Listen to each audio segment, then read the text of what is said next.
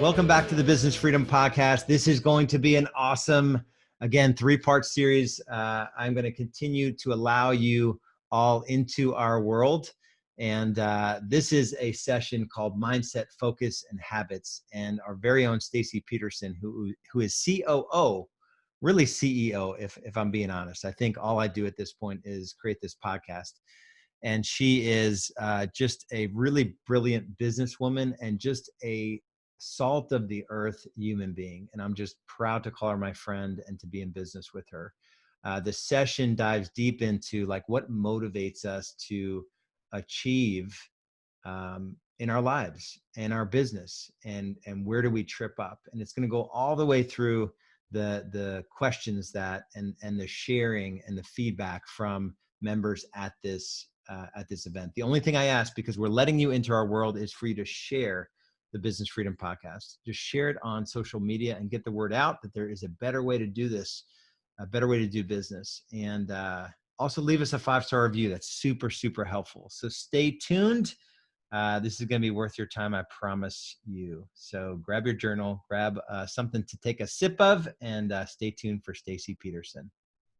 We're going to talk today about mindset, focus, and habits, and clarity toward your goals. So most of you probably know, if you've been around for a while, that I'm a certified high-performance coach through Brendon Burchard. And so I've been studying his work for like 3 years, and it really feels like a college degree. I was telling Tara, I'm like, it's the hardest course like I've ever taken, because you're really into the neuroscience of why people do things, how they do things, how they become better, how you ask better questions, and it's a lot to study, but it's one of my favorite things. So we're going to talk about it in today's session. What do I want to become as a person, and what do I really want right now in my personal and professional life? And this question isn't in your book, but you may want to write it down. Some of us, when we set goals, we'll set goals such as, I want to sell this many homes. I want to, make money. I want to lose weight. But we really don't think about how it's going to affect us, and that's where the commitment wanes. We're unable to achieve the goals because we're not fully committed to them. The quote from Brendon, "Be more intentional about who you want to become. Have vision beyond your current circumstances. Imagine your best future self and start acting like that person today." So we're going to talk about seeking clarity more strategically and consistently in your life so you know how to show up. In life when you have to make like the big decision, so maybe it's, should I move? Should I put my kid in this school? Should I buy those shoes? I don't know, whatever your big decisions are. If you're like me, the first thing you'd probably do is like a pros and cons list. But really, however you're feeling, that's the bigger side of the list, right? So if I'm like, I totally want to move to Scottsdale because living in 34 below zero seems like nonsense. And so I'll make this pros list, like it's warm, I would look better with a tan, my mood's great, which helps my family, right? That's my list. And my cons list is like, well, we got to get a moving truck, and that kind of sucks. But other than that, everything's good, right? Or you ask your friends, you're like, should I take this new job? Or should I take the leap and do coaching? And if your friend agrees with what you think should happen, you like that friend. You're like, you know what? Greg Sisson is so smart. I think whatever he says, I'm going to do.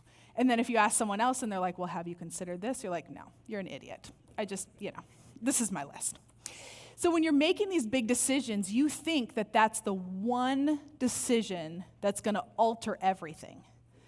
But honestly, most times we don't know what the big decision really was.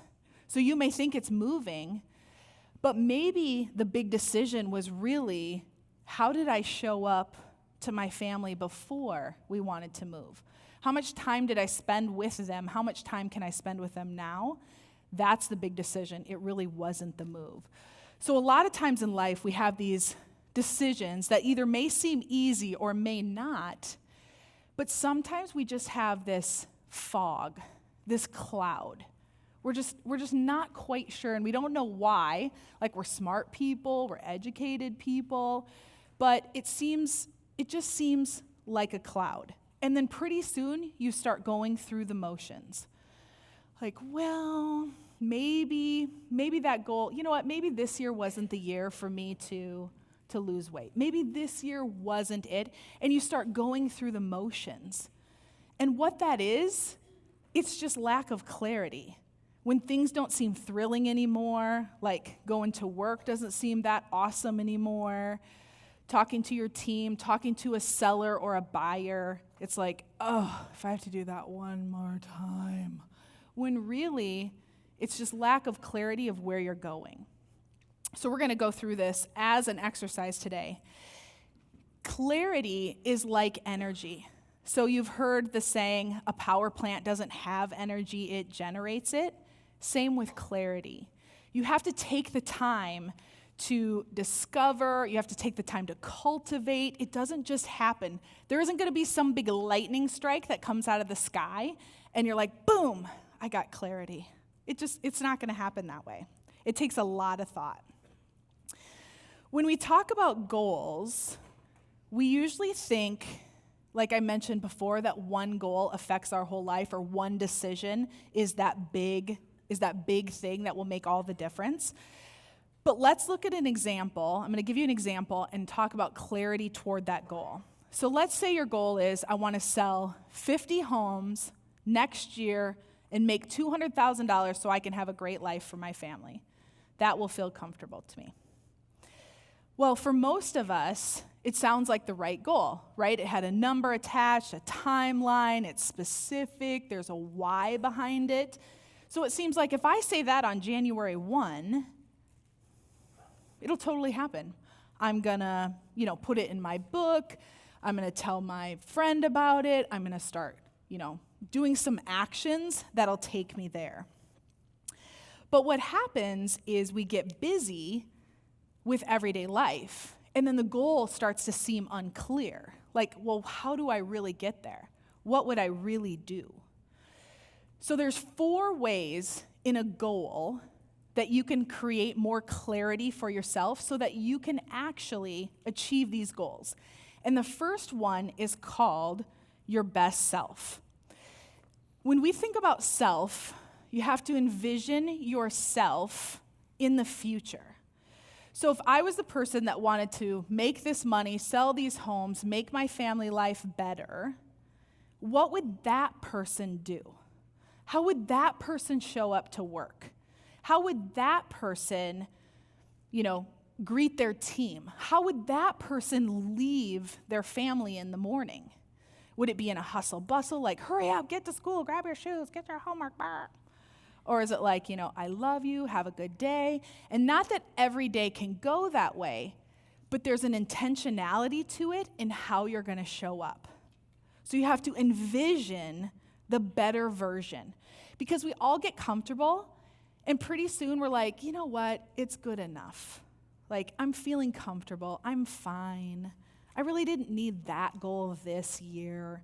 No one's gonna notice. Like, I'm getting along. My family's healthy, I'm good. But what happens is that dream or that goal ruminates inside us.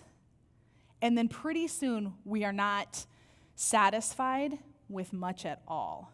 And we talked today about when you live in isolation and you're not talking about these goals anymore, and you start to feel sort of depleted in this fog. So you have to envision how your future self will show up so you can start showing up that way. Don't just envision the future goal. The second part of it is social interactions. So you have to have high situational awareness and social intelligence. It's basically how we want to interact with others. So again, are you setting intentions for how you want to be, who you want to be, what that person does, and how you're going to interact with others? So sometimes during our day, it goes like this, right? 8 to 9, I do X. 9 to 10, I do X. 10 to 11, X. 12 to 1, right? And there's no breaks, no transitions. And then we drive home, park our car in the garage, and we're like, oh my gosh, I have to make supper or deal with my family. And that's the people that you really want to have the best interactions with, right? But we've slammed our day so full, now we're exhausted and we're like, you know what? I'm just going to bed early. I'm going to check out. I'm going to watch Netflix. These guys have no idea what my day was like. I just need to deaden my mind. But really what's happening is you're not managing your transitions during the day, so you're not going to achieve your big goals. So I want you to write this down, and I really want you to try this. This is like, I didn't make this up. This is proven stuff. So the first one is a doorway transition. So every time you see a doorway and you're going to walk through it, you set an intention for yourself. So let's say I get home, I park my car in the garage, right? I'm going to go through the door. The first thing I say to myself is, like, I want to serve these people with love and show up like the mom and wife I want to be, right? 2 seconds. Walk through the door, hello. At least I've set an intention and I'm not just slamming into one more thing. Maybe your intention words are different because you want them to be the same no matter what doorway you go through. So maybe it's just something around serving others. But how many of you, when you walked through this doorway, set an intention for how you wanted to feel and the things you wanted to learn in this room today? A couple people. But not enough, right? We're just going through the motions expecting things to be different. So try a doorway transition. Come up with something that is meaningful to you, that when you come through a door, it reminds you to show up as the person that you want to be. The second one is a 2-minute break. And we're all the worst at breaks. Like most realtors, I feel, drink like 8 ounces of fluid a day because they're like, I'm not going to the bathroom in that person's house. So I'm not drinking water, right? I mean, we don't even take water breaks or heaven forbid, a bathroom break. So 2-minute breaks are something that you can do at the end of either a 60-minute or a 90-minute time frame. So no matter what you're doing, you could set an alarm on your phone or just get into this habit of every 90 minutes, you're going to do a 2-minute break. And I'm going to teach you what to do in your 2-minute break. So I need all of you to stand up. And I want you just to, on a scale from 1 to 10 in your own mind, gauge your level of energy. So maybe it's a 6 because you had potatoes for lunch. Maybe it's an 8 because you had a salad and you were in the sun. But, just get your number. The first thing that you're going to do in your 2-minute break is something that we call qigong. And some of you have seen this before, and it looks really crazy, but it works. And this takes 2 minutes. So every 90 minutes, you can do this. Okay, so the first thing you're going to do is you're going to tap along your eyebrows, just a few times. Then on the side of your head above your ear. I don't know why I was closing my eyes. And then above, below your chin here. And then you're going to open up your back, your meridian back here. I have a mic on, so I can only do it with one arm. But you're really going to, you can either, kind of punch, or you can, cup your hand, really hard. Okay, so keep going. And if this hurts your arms, you need to exercise more.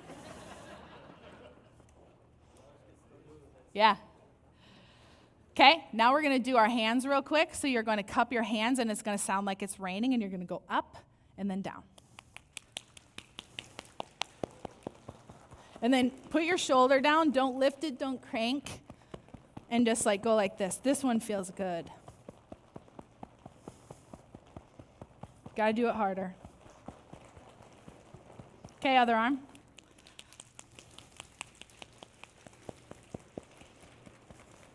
Do your shoulder really hard. Okay. The last thing you do in your little 2-minute exercise is you're going to bounce So we're gonna like bounce on our feet, and you're just gonna kind of like move your arms.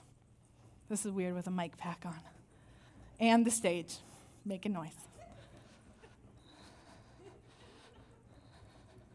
And you just do this for like 30 seconds. I need to exercise. The stage is making noise.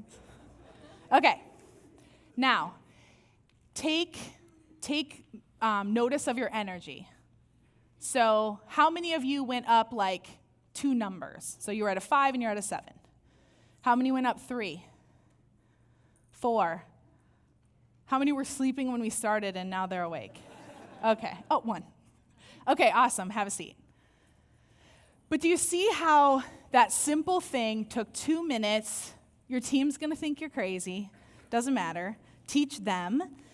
But how your energy changes. So in a second, you can change your state. You can change how you're feeling. The third part of making sure you're achieving your goals and having that clarity and mindset and focus is skills development. So sometimes we want, something to change, but we don't change our approach. So you heard us today talk about this SPAR challenge, this app where you have the $500 if you don't work out 5 days a week, 45 minutes a day. And the thing is that if you didn't change your approach to that goal, you're losing like a ton of money, first of all. But you're never going to reach your goal, right? So if you want to sell more homes, it sounds easy, do these 3 things. But it might be deeper than that. It might be you have to commit to it, like your card is going to be charged $500 if you didn't put in the 45 minutes. It might be 10 p.m. on Monday night and you don't feel like it, but you got to get the work in because you've committed to it and you want to change. You have to develop new skills. And there's a commitment to that. So whatever it might be, clarity comes from developing the skill that will get you to the goal. So we think it's the goal, right? We think it's writing down the goal. It's developing the skill that will get you to the goal that creates more clarity. And you have to obsessively develop these skills. Thanks for listening to the Business Freedom Podcast. If you're getting value from the podcast, would you please leave us a 5-star review and share it with others who might benefit from the content I'm sharing? And if you're ready to scale your real estate business sustainably and profitably, there are a couple options for you. If you're doing under $500,000 in annual GCI, our Business Foundations program is for you. Head over to getbusinessfoundations.com. That's getbusinessfoundations.com. And learn how you can make the shift from overwhelmed real estate agent to true business owner.